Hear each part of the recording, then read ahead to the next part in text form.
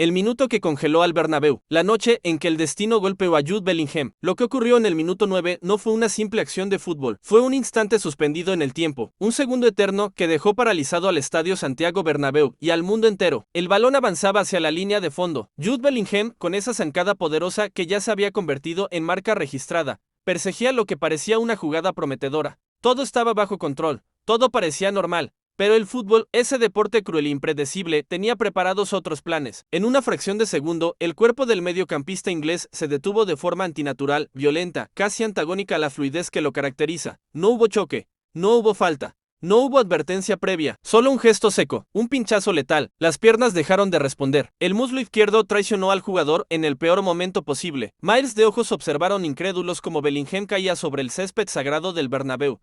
Ambas manos se dirigieron de inmediato hacia la parte posterior de su pierna. El rostro, desencajado, reflejaba una agonía pura. Imposible de disimular. No hacía falta escuchar un grito. El lenguaje corporal lo decía todo. Algo grave acababa de ocurrir, y ese fue solo el comienzo de una noche que pasaría a la historia del Real Madrid por las razones equivocadas. El silencio que lo dijo todo. El estadio, acostumbrado a rugir, quedó enmudecido. Un silencio denso, pesado, casi físico, se apoderó de las gradas. Ese tipo de silencio que anuncia tragedias. Bellingham intentó incorporarse. Lo hizo con dignidad, con orgullo, con la mentalidad de un competidor nato. Pero su cuerpo ya no le pertenecía. Cada paso hacia el túnel de vestuarios fue un calvario visible.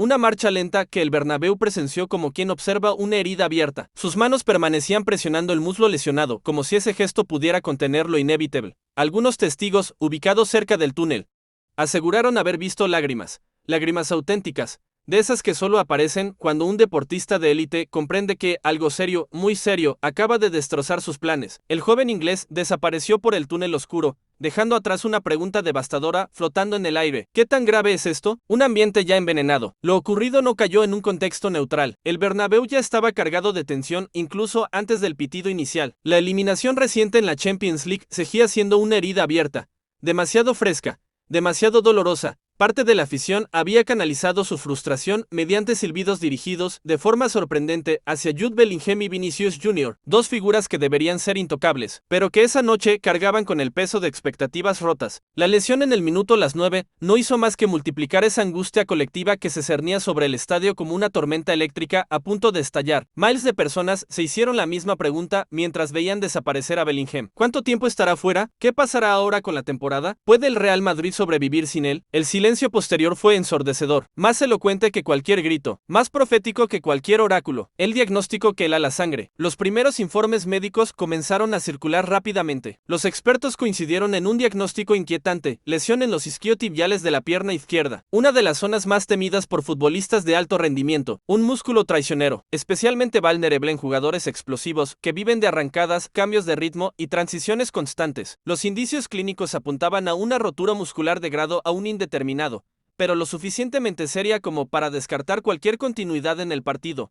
Desde el primer instante, el panorama fue sombrío. La sustitución fue inmediata y inevitable. El ajuste forzado. Brahim Díaz ingresó en lugar del dorsal número 5. Un cambio táctico forzado que obligó al técnico a alterar un plan que había sido diseñado minuciosamente para enfrentar al Rayo Vallecano. Pero ningún ajuste podía compensar la ausencia de uno de los cerebros del mediocampo. Un jugador que se había ganado la confianza total del vestuario. Un futbolista capaz de ordenar, presionar, llegar al área y marcar diferencias. El lenguaje corporal de Bellingham, al salir del campo, no dejaba espacio para falsas esperanzas. No había optimismo posible. Todo en su expresión facial comunicaba una verdad ineludible. Algo serio se había roto. Un golpe en el peor momento. La lesión llegó en el instante más delicado de la temporada. El Real Madrid ya navegaba aguas turbulentas debido al desgaste físico acumulado de varios jugadores clave. Bellingham no era una pieza más. Era el eje, el equilibrio, la energía. Su ausencia representaba un golpe devastador tanto para la lucha por el título de Liga, donde los blancos persiguen al Barcelona, como para las aspiraciones europeas. La Champions League, la obsesión eterna del madridismo, quedaba ahora bajo una nube oscura. Perder a un jugador con sus características obligaba al cuerpo técnico a replantear esquemas, roles y jerarquías. Las opciones eran limitadas, y ninguna replicaba lo que el inglés ofrecía. La maquinaria perfecta acababa de perder una de sus piezas más importantes justo cuando más la necesitaba. Carácter en medio del caos. A pesar del shock emocional, el Real Madrid no se derrumbó. Mostró carácter. Vinicius Jr. asumió el protagonismo tras la salida de su compañero. Abrió el marcador con un gol que trajo un alivio momentáneo a unas gradas que minutos antes servían de frustración. El brasileño recordó por qué viste de blanco, y cuando el partido parecía condenado al empate, emergió el salvador inesperado. En el tiempo de descuento, Kylian Mbappé convirtió un penal decisivo y selló la victoria por 2-1. 3 puntos vitales, pero un sabor amargo, una victoria que dolió. El triunfo no fue celebrado como otros. El precio había sido demasiado alto. Las redes sociales explotaron, las radios deportivas ardieron, los programas de televisión no hablaban de otra cosa. España e Inglaterra amanecieron con el mismo titular implícito. ¿Qué pasará con Jude Bellingham? Todos esperan ahora los resultados definitivos de los exámenes médicos. Ellos dictarán sentencia. Determinarán si existe una posibilidad de retorno anticipado o si el jugador deberá enfrentar semanas o incluso meses de recuperación y rehabilitación. La batalla más difícil. Para Bellingham, esta lesión es más que un problema físico, es una prueba mental. El inglés ya había sufrido una interrupción importante tras una cirugía de hombro que retrasó su inicio de temporada. Esta nueva lesión llega como un golpe psicológico que pondrá a prueba su resiliencia, su enfoque y su fortaleza emocional. Además, el calendario no perdona. La Copa del Mundo asoma en el horizonte. El sueño supremo de todo futbolista. Cada semana fuera cuenta. Cada día importa. La pregunta final. El madridismo vive ahora con una incógnita que resulta tan clara como aterradora. ¿Puede el Real Madrid sobrevivir sin Jude Bellingham en las semanas más importantes de la temporada? ¿Será esta lesión solo un obstáculo temporal o el principio del derrumbe de una campaña que prometía gloria? El tiempo, como siempre, tendrá la última palabra, pero aquella noche, en el minuto 9, el fútbol recordó una vez más su lado más cruel.